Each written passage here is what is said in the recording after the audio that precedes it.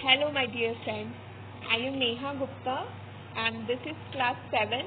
As you all know, that we have started a crash course for BPSC and other state PSC, and this is class 7. We have completed 6 classes before. If you haven't seen that classes, then please go and visit my channel. You will get every class there. And friends, I am making this series for the purpose of prelims as well as for mains for your coming BPSC as well as PSC.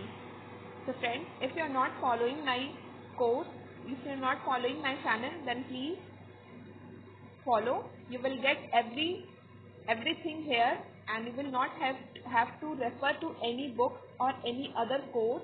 This course will be sufficient for your prelims as well as for your mains. So friends, this is all about me. Now let's begin. First of all, thought of the day. That is, success will never lower its standard to accommodate us. We have to raise our standard to achieve it. सफलता क्या है? वो कभी भी अपना standard लो करके आपके पास नहीं आएगी. आपको क्या करना पड़ेगा? अपना स्टैंडर्ड बढ़ाना पड़ेगा, अपना मेहनत बढ़ाना पड़ेगा, तभी जाकर आप सफलता को अचीव कर सकते हो. तो फ्रेंड्स, मेहनत करते रहो. एक दिन आपको वो जरूर मिलेगा जिसके लिए आप प्रयास कर रहे हो. Just keep working and work hard. So today we are going to study about features of Indian Constitution. पिछली क्लास में हमने देखा था कि इंडियन कॉन्स्टिट्यूशन का सोर्स क्या था, हमने कौन कौन सी कंट्री से क्या क्या चीज लिया था, तब जाके हमारा इंडियन कॉन्स्टिट्यूशन तैयार हुआ था. अब हम लोग आज देखेंगे कि इंडियन कॉन्स्टिट्यूशन का विशेषताएं क्या क्या है. तो let's begin. First of all, we are going to study about the features of Indian Constitution, and the first point is lengthiest written Constitution. जैसे कि मैंने आपको पिछले क्लास में भी बताया कि इंडिया का जो कॉन्स्टिट्यूशन है वो सबसे लॉन्ग रिटेन है. बाकी जो कंट्रीज है पूरे वर्ल्ड के, किसी भी कंट्री का कॉन्स्टिट्यूशन इतना ज़्यादा लेंदी नहीं है, इतना ज़्यादा बल्कि नहीं है जितना बल्कि कॉन्स्टिट्यूशन इंडिया का है. एक एक से छोटा चीज़ जो क्या है इंडिया में हैंड रिटेन है, हर चीज़ मेंशन किया हुआ है, जो कि क्या करता है इंडिया के कॉन्स्टिट्यूशन को सबसे लेंदीएस्ट कॉन्स्टिट्यूशन बनाता है. And the next one is blend of rigidity and flexibility. India का कॉन्स्टिट्यूशन क्या है? रिजिड भी है और दूसरी तरफ वो फ्लेक्सिबल भी है. हम लोग कुछ एग्जाम्पल से इसको समझ सकते हैं. कभी कभी क्या होता है पार्लियामेंट में कि कुछ लॉ को बनाने में इतनी इजीली वो बन जाती है कि मेजॉरिटी का ज़रूरत ही नहीं पड़ता है, ऐसे ही वो फ्रेम हो जाता है. लेकिन कुछ लॉ को बनाने में इतने ज़्यादा प्रॉब्लम्स आते हैं कि टू थर्ड मेजॉरिटी होने के बाद भी वो लॉ एग्जिस्टेंस में नहीं आ पाता है. तो ये एक एग्जाम्पल हो सकता है समझने के लिए कि हमारा जो कॉन्स्टिट्यूशन है कहीं पर वो रिजिडिटी भी फॉलो करता है, कहीं पर वो फ्लेक्सिबिलिटी भी फॉलो करता है. दूसरा एग्जाम्पल हम लोग ये देख सकते हैं कि हमारे कंट्री में रूल ऑफ लॉ है, मतलब जो लॉ है वो सुप्रीम है. कोई भी इंसान, कोई भी गवर्नमेंट, कोई भी कुछ भी मतलब लॉ के ऊपर नहीं है. लॉ जैसा बोलता है हर किसी को वो फॉलो करना पड़ेगा, चाहे वो प्राइम मिनिस्टर हो या फिर नॉर्मल इंसान हो, हर किसी को लॉ फॉलो करना पड़ेगा. लेकिन दूसरी तरफ हम लोग ये भी देखते हैं कि हमारे कॉन्स्टिट्यूशन में कॉन्स्टिट्यूशनल अमेंडमेंट का प्रावधान है, जिसका मतलब ये है कि अगर हम चाहे तो अगर ज़रूरत है तो हम लोग लॉ को चेंज कर सकते हैं, हम लोग अमेंडमेंट कर सकते हैं. और आज तक हम लोग देखते भी आ रहे हैं कि हमारे कॉन्स्टिट्यूशन में बहुत सारे अमेंडमेंट्स हुए हैं. बाद में जैसे कि अमेंडमेंट्स हुए तो directive principles of state policy add किया गया, फंडामेंटल ड्यूटीज ऐड किया गया. तो ऐसे क्या है, बहुत सारे अमेंडमेंट टाइम टू टाइम होते आ रहे हैं. तो ये हम लोग इस एग्जाम्पल से बोल सकते हैं कि हमारा जो कॉन्स्टिट्यूशन है वो रिजिड है और कहीं ना कहीं वो फ्लेक्सिबल भी है. And the third one is federal system with unitary features. Federal system क्या होता है? फेडरल सिस्टम मतलब होता है डिवीजन ऑफ पावर. पावर का क्या है, डिवीजन है। जैसे कि हम लोग देख सकते हैं सेंटर लेवल पे जो हेड होते हैं वो प्राइम मिनिस्टर होते हैं, पार्लियामेंट होते हैं, प्रेसिडेंट होते हैं, और स्टेट लेवल पे हम लोग देख सकते हैं कि गवर्नर हो गए, चीफ मिनिस्टर हो गए। सबका क्या है, अलग अलग पावर्स है सबके पास। और सब लोग जो स्टेट गवर्नमेंट है वो स्टेट को चलाने के लिए रिस्पॉन्सिबल है, और सेंट्रल गवर्नमेंट पूरे कंट्री को चलाने के लिए रिस्पॉन्सिबल है। तो इस तरह से क्या हुआ, पावर का विभाजन है इंडिया में। और इसके साथ साथ क्या है, इसके साथ साथ ये भी है कि यूनिटरी फीचर्स है। यूनिटरी फीचर्स मतलब क्या हो गया कि हमारा जो इंडिया है उसमें बहुत ज़्यादा स्ट्रॉन्ग सेंटर है। कि हमारे जो सेंट्रल गवर्नमेंट है, जैसे कि प्राइम मिनिस्टर हो गए, हमारे पार्लियामेंट हो गए, वो क्या कर सकते हैं, स्टेट के लॉज को ओवर रूल भी कर सकते हैं। जैसे कि हम लोग देखते हैं कभी कभी प्रेसिडेंशियल रूल लागू हो जाता है, तो वो क्या होता है, उनके पास पावर है कि वो स्टेट की पावर को ओवर रूल कर सकते हैं। जो स्ट्रॉन्ग सेंटर है हमारे इंडिया में। नेक्स्ट वन हम लोग देखते हैं, what do you mean by federal system. अब भाई फेडरल सिस्टम क्या होता है, तो फेडरल सिस्टम मैंने आपको बताया, फेडरल सिस्टम मतलब डिवीजन ऑफ पावर, मतलब क्या, पावर का विभाजन है, पावर का बंटवारा किया हुआ है। सेंटर लेवल पे अलग से पावर्स है एंड स्टेट लेवल पे अलग से पावर्स है। Next one is supremacy of constitution. हमारा जो कॉन्स्टिट्यूशन है वो सबसे ज्यादा सुप्रीम है। कोई भी इंसान, कोई भी गवर्नमेंट जो है वो कॉन्स्टिट्यूशन के ऊपर नहीं है। हमारा कॉन्स्टिट्यूशन जो बोलता है, हमें हर कोई बॉन्डेड है कि उसको करना ही करना है। या तो वो प्राइम मिनिस्टर हो, या तो वो लोकल आदमी हो, या तो कोई वो सिविल सर्वेंट हो, हर किसी को क्या करना है, कॉन्स्टिट्यूशन को फॉलो करना ही करना है। Third one is bicameral features. Bicameralism मतलब क्या होता है कि हमारा जो कंट्री है वो टू हाउसेस में डिवाइडेड है।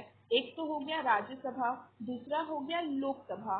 तो इससे क्या हुआ, ये हमारे कंट्री को बाइकैमरल बनाता है, जो कि हमने लिया था ब्रिटेन कॉन्स्टिट्यूशन से।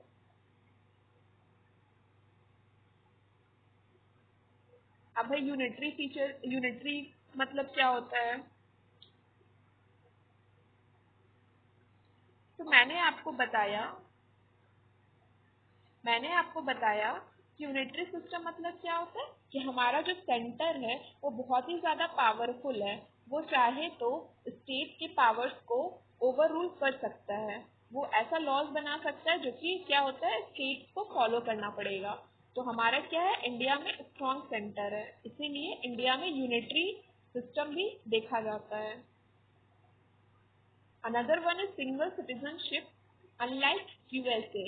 यूएसए में क्या होता है कि स्टेट लेवल पे आपको अलग से सिटीजनशिप मिलेगा और आपको सेंटर लेवल पे अलग से सिटीजनशिप मिलेगा।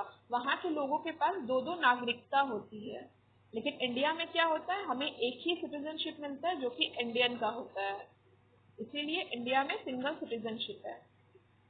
Next one is emergency provision. हमारे जो कंट्री है उसमें इमरजेंसी प्रोविजन का भी क्या है, फीचर है इंडियन कॉन्स्टिट्यूशन में। इसको हम लोग तीन आर्टिकल के थ्रू समझ सकते हैं। एक आर्टिकल हो गया 352, एक आर्टिकल हो गया 356, एक आर्टिकल हो गया 360। 352 आर्टिकल क्या बोलता है कि at the time of war या फिर इंटरनल एग्रेशन अगर कंट्री में होता है तो क्या किया जा सकता है, इमरजेंसी लागू किया जा सकता है। And the second one is that is article 356। उसमें क्या बोला जाता है कि अगर मान लीजिए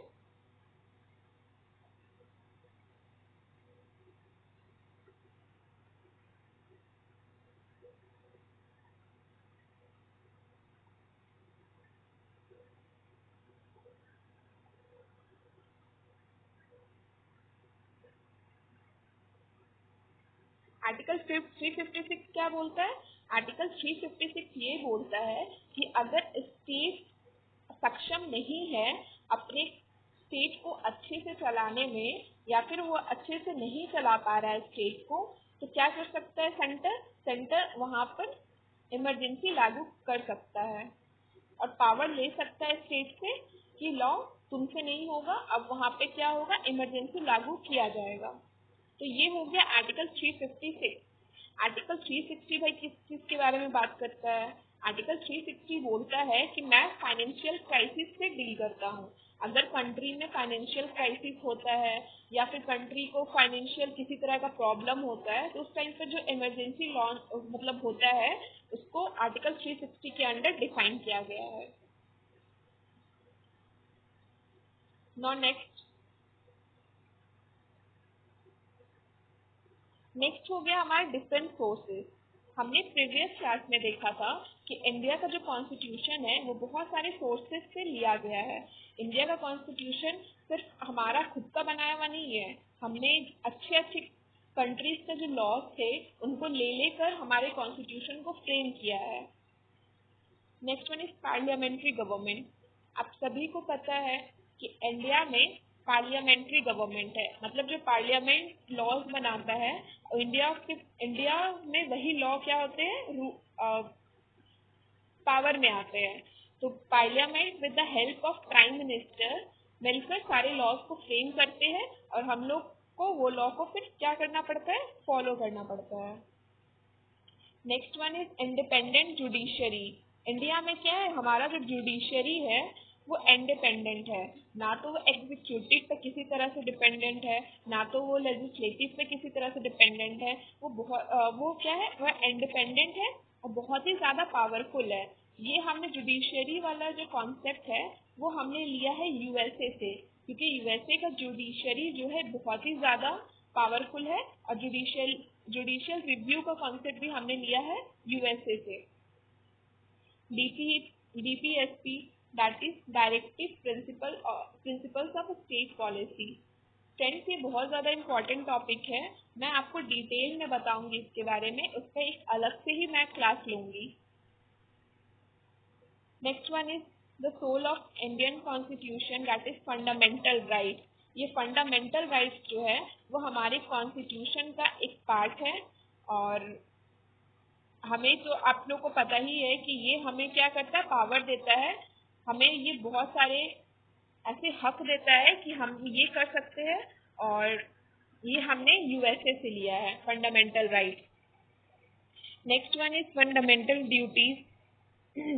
फंडामेंटल ड्यूटीज क्या है, हमारे कंट्री में क्या है, फंडामेंटल राइट्स के साथ फंडामेंटल ड्यूटीज का भी प्रावधान है। मतलब जिस तरह से हमें फंडामेंटल राइट्स चाहिए, फंडामेंटल ड्यूटीज हमें क्या बोलता है कि हमको दूसरे के राइट्स को भी प्रोटेक्ट करना है, दूसरों के राइट्स को भी इक्वली रिस्पेक्ट देना है। तो ये हमारा फंडामेंटल ड्यूटीज बोलता है। नेक्स्ट वन है सिंगल सिटीजनशिप। सिंगल सिटीजनशिप मैंने आपको पहले ही बताया, इसका मतलब क्या है कि हमारे कंट्री में एक ही नागरिकता मिलेगी जो कि सेंट्रल लेवल पे मिलेगी और इंडियन होने का मिलेगा। अडल्ट फ्रेंचाइजी मतलब हम 18 साल से ऊपर के जो लोग हैं उनको वोट देने का अधिकार है, वो खुद से अपना प्रतिनिधित्व चुन सकते हैं। और क्या हुआ था 1989 में क्या हुआ था, जो 61st कॉन्स्टिट्यूशनल अमेंडमेंट के थ्रू हमारा जो 21 पहले जो एज था वोटिंग का उसको कम करके 18 कर दिया गया।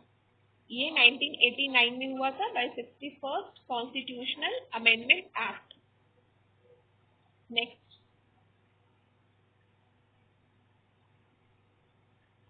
नेक्स्ट है सेक्युलरिज्म। ये हमारे कॉन्स्टिट्यूशन और प्रियम्बल का पार्ट है और ये इंडिया को डिफाइन करता है कि हमारे इंडिया का, हमारे कॉन्स्टिट्यूशन का कोई भी अपना रिलीजन नहीं है।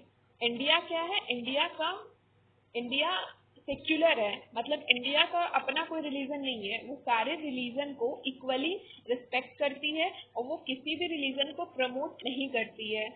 जैसे कि हिंदू हो गए, मुस्लिम हो गए, सिख हो गए, ईसाई हो गए, कोई भी हो वो लॉ के नज़र में इक्वल है और गवर्नमेंट या कॉन्स्टिट्यूशन किसी को भी रिलीजन के बेसिस पे डिस्क्रिमिनेट नहीं कर सकती है और सारे रिलीजन को वो इक्वली प्रमोट करती है।